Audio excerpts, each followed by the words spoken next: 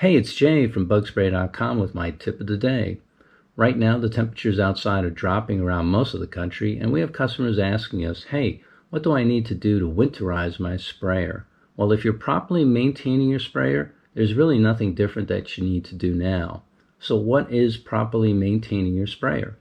Properly maintaining your pump sprayer means that you're not going to leave it with water or chemical in the wand or the valve or the hose. So how do you purge the sprayer after every treatment? When you're done using the sprayer, what you want to do is go ahead and add another 16 to 32 ounces of water. Next, you'll shake the sprayer up to kind of clean any chemical residue off the tank. Then you'll pump her up and you'll spray for about 15 to 20 seconds.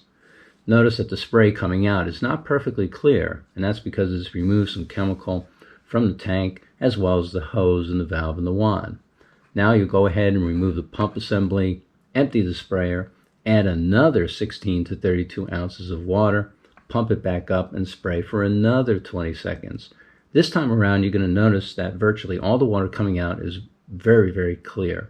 And this is good. This means that all the chemical is out and there's nothing left in there that's going to hurt the wand or the valves or the seals. After you've pumped and you've got clear water for about 20 seconds, go ahead and remove the pump assembly. And now the last thing you'll do is get all the water out of these parts of the sprayer. How do you do that?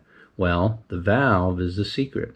Go ahead and reach up with the valve and press it. When you press the valve, gravity will pull all of the water back down the hose, out of the valve, out of the wand, and back into the tank.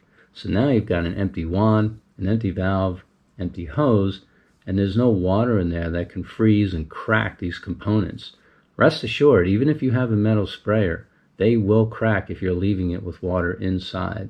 So you should do this after every sprayer use, and doing that will ensure that your sprayer will give you many years of good service. So thanks for watching my tip of the day.